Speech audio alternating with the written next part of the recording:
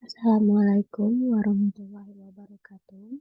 Saya Dia Rafika Dewi. Di sini saya akan menjelaskan presentasi saya untuk pelaksanaan sidang akhir dengan judul Konsep Penyediaan Air Bersih dalam Menangani Kekeringan di Kecamatan Sungai Kakap.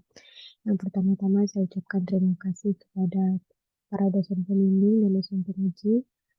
Untuk dosen pembimbing utama saya, Ibu Kartini, dan dosen pembimbing kedua saya, Bapak Eko Yulianto, dan dosen penguji utama Bapak Umar, dan dosen penguji kedua adalah Bapak Muhammad Nudi Daniel. Langsung saja akan saya mulai.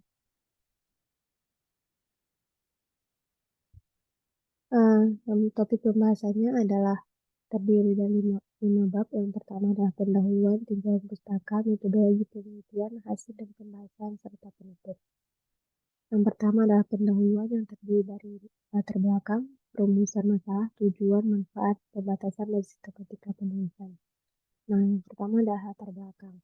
Ketersediaan air bersih harus terjamin dalam waktu, kuantitas, serta kualitas. Namun, permintaan yang tidak dapat diimbangi oleh persediaan dapat menyebabkan menipisnya ketersediaan sumber air.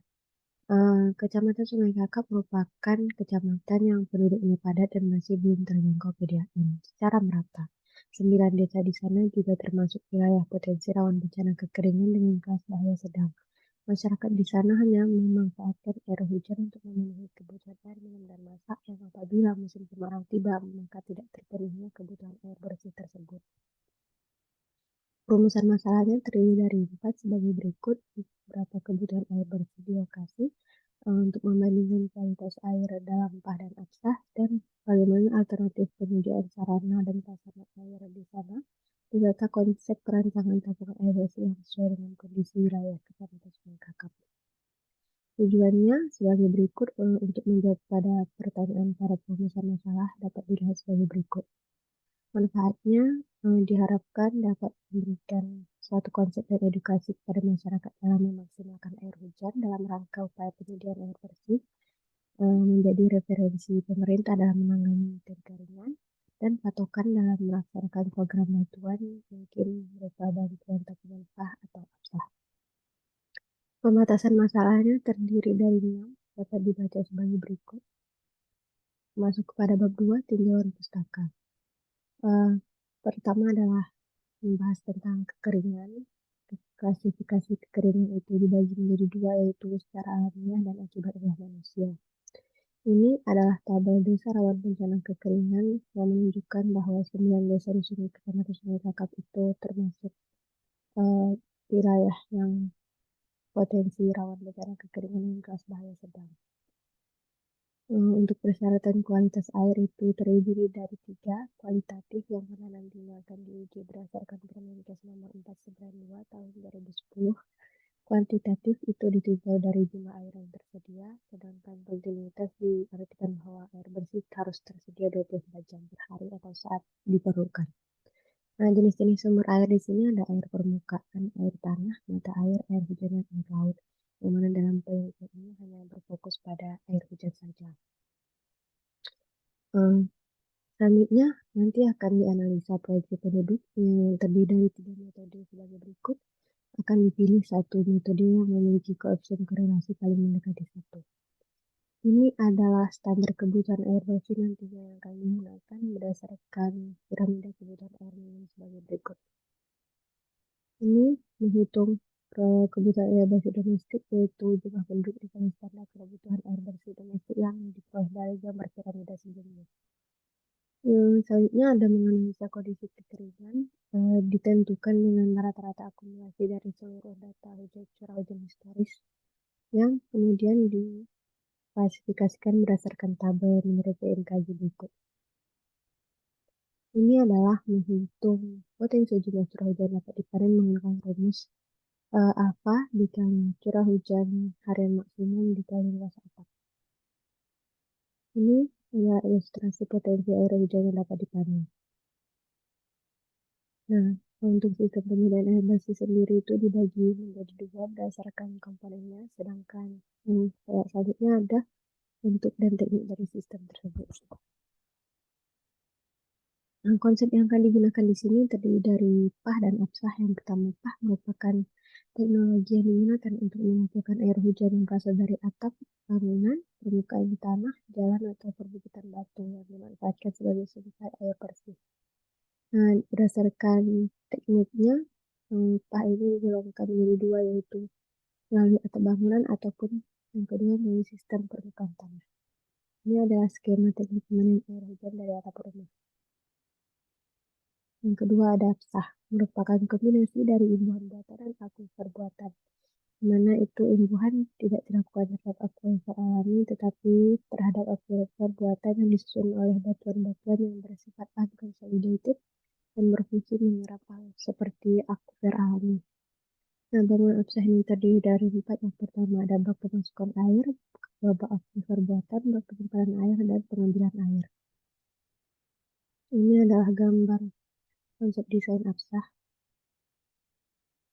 Ini adalah beberapa penelitian terdahulu yang digunakan. Selanjutnya yang ketiga ada metodologi penelitian. Ini adalah bagian alir yang digunakan dalam penelitian. Lokasi penelitian itu di Desa Sungai Putik dan Desa Sungai Kakap. Lokasinya. Nah, pengumpulan data itu terdiri dari data primer dan sekunder. Untuk yang primer itu berupa sampel air, survei, dokumentasi, dan wawancara. Sedangkan sekunder berupa data curah hujan, jumlah penduduk, serta peta wilayah.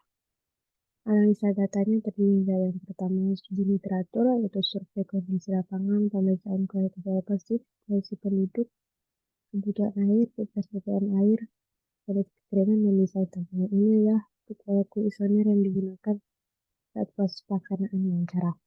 Bab 4 masuk pada hasil dan pembahasan. Yang pertama adalah pengujian kualitas air. Dapat dilihat di sini merupakan hasil uji kualitas air dari 2 buah sampel. Nah, dari kedua sampel ini dapat dilihat bahwa hanya parameter total konform yang tidak memenuhi persyaratan sesuai Permenkes nomor 49 tahun 2010. Hasil survei responden dari 126 responden, rata-rata itu jumlah penghuni rumusnya adalah 5 orang. Dapat dilihat lebih jelasnya pada tabel di samping kiri. Untuk pekerjaan di sana itu dapat dilihat pada grafik berikut. Dari 126 responden, pekerjaan paling banyak adalah wira swasta atau 24% dari totalnya.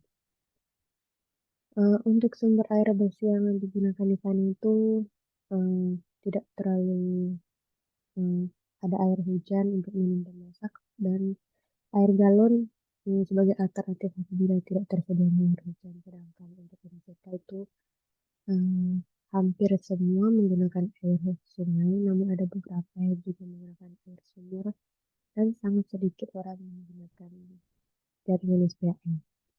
Yang mana jaringan SPAM ini saat ini hanya melayani 129 rumah dan hanya beroperasi dari jam 6 sampai jam 10 pagi. Untuk jumlah tampungan yang dimiliki masyarakat itu tidak terlalu banyak, yang paling banyak itu sekitar 3, 4, atau 5 saja. Nah, durasi kekeringan itu yang paling lama adalah sebulan dan paling lama adalah 1 hingga 3 minggu. Dengan waktu terjadinya itu pada awal tahun dan pertengahan tahun. Ini adalah luasan atap rumah hasil survei responden dapat dilihat pada tabel berikut. Untuk Desa Sungai Itik, ini adalah untuk Desa Sungai Kakap.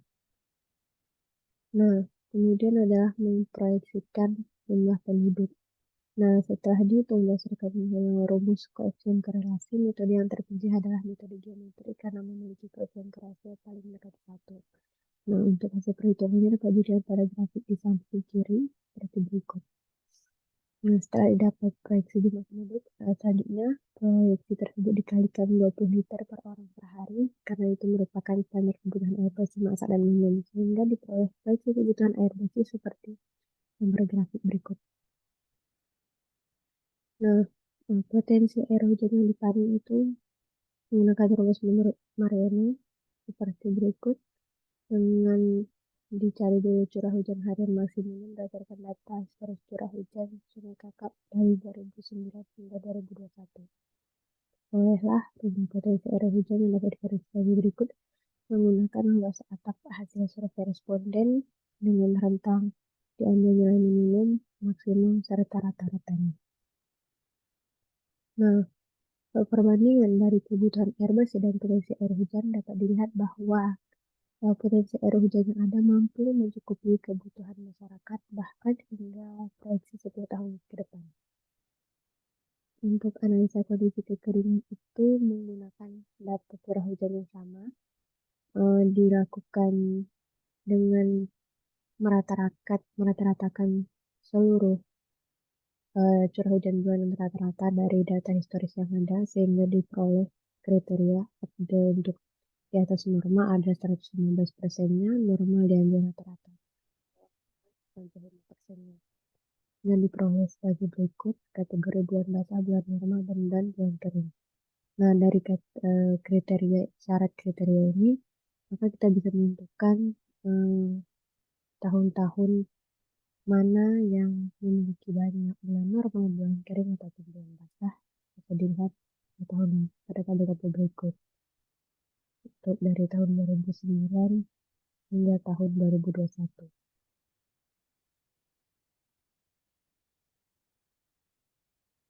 Ini masuk kepada simulasi alternatif pemenuhan kebutuhan air bersih. Di sini akan diasumsikan bahwa satu penghuni rumah terdiri dari 5 orang berdasarkan rata-rata hasil survei responden sehingga kebutuhannya per hari adalah 100 liter per hari diperoleh dari 5 dikali 20 liter per orang per hari sehingga dilihat di sini ini adalah garis oranye ini adalah kebutuhan air bersih per hari.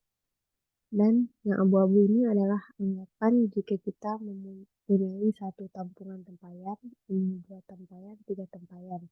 Nah, jika memiliki satu tampungan tempayan, artinya itu air yang ada di tempayan akan habis pada 3,5 hari saja, dilihat dari titik potong antara kebutuhan air bersih dan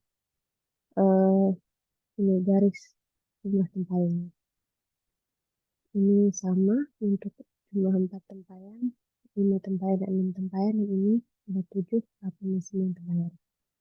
Nah, dengan asumsi jumlah penghuni rumah 5 orang dan kebutuhan air masak dan minum per 20 liter, serta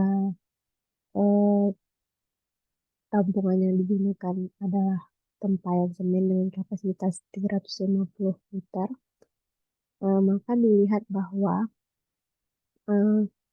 satu buah tampungan itu cukup memenuhi kebutuhan air masak dan minum selama 3,5 hari. Artinya tiap hitungan hari itu diperlukan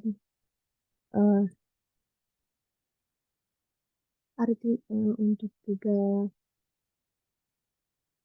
sedangkan 9 tampungan, simulasi 9 tampungan tadi itu cukup untuk 31,5 hari, artinya cukup untuk sebulan. Nah, berarti masyarakat di sana itu minimal harus memiliki 9 tampungan untuk menghadapi kekeringan atau tidak terjadinya hujan dalam sebulan.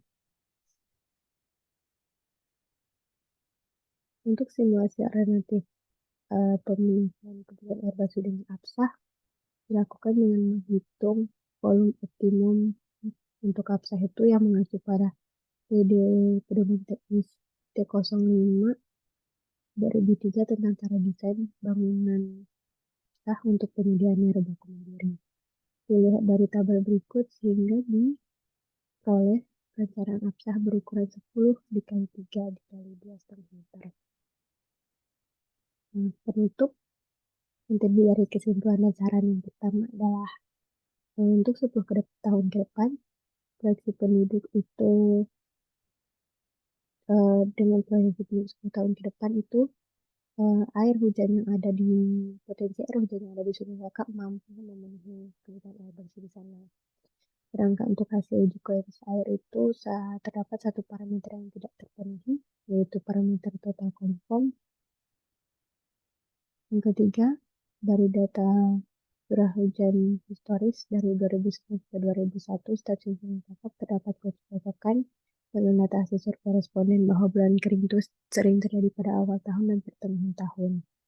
Yang keempat, apabila tidak terjadi kekeringan atau tidak Apabila tidak terjadi hujan atau kekeringan dalam rentang mingguan, maka diperlukan jumlah tampungan itu kelipatan 2 tempayan. Jadi seminggu 2 tempayan, 2 minggu berarti 4 tempayan, dan 3 tanya. Sedangkan jika dalam rentang bulanan itu diperlukan 9 tempayan. Jadi jika sebulan tidak hujan itu diperlukan 9 tempayan, 2 bulan berarti 18 tempayan, dan seterusnya. Nah, saran yang diberikan penulis yang pertama adalah dikarenakan hasil uji kualitas airnya bahwa bakteri coliform itu tinggi, sebaiknya sebelum digunakan itu air hujan dimasak terlebih dahulu ataupun diberi penambahan zat yang dapat membunuh bakteri. Untuk melakukan pengujian kualitas air itu, sampel yang sudah diambil sebaiknya itu segera dibawa ke laboratorium untuk diuji tanpa melewati waktu 1 kali 24 jam guna menjaga keaslian sampel air tersebut. Yang ketiga, saat pelaksanaan survei, seorang peneliti itu harus tetap sabar dan mampu berkomunikasi dengan baik. Yang keempat, diharapkan kepada pemerintah setempat dapat memberikan bantuan kepada masyarakat berupa tampungan untuk masyarakat yang masih belum memiliki jumlah tampungan yang cukup seperti perencanaan tadi. Ini adalah dokumentasi lokasi penelitian. Ini adalah air sungai di lokasi penelitian. Ini adalah wawancara dengan uh, pihak SPAM di lokasi. Ini adalah proses pengambilan sampel air hujan. Ini adalah beberapa tampungan yang ada tampungan existing milik masyarakat, dan ini adalah proses perencanaan. Baiklah, sekian, terima kasih presentasi saya. Saya ucapkan terima kasih. Wassalamualaikum warahmatullahi wabarakatuh.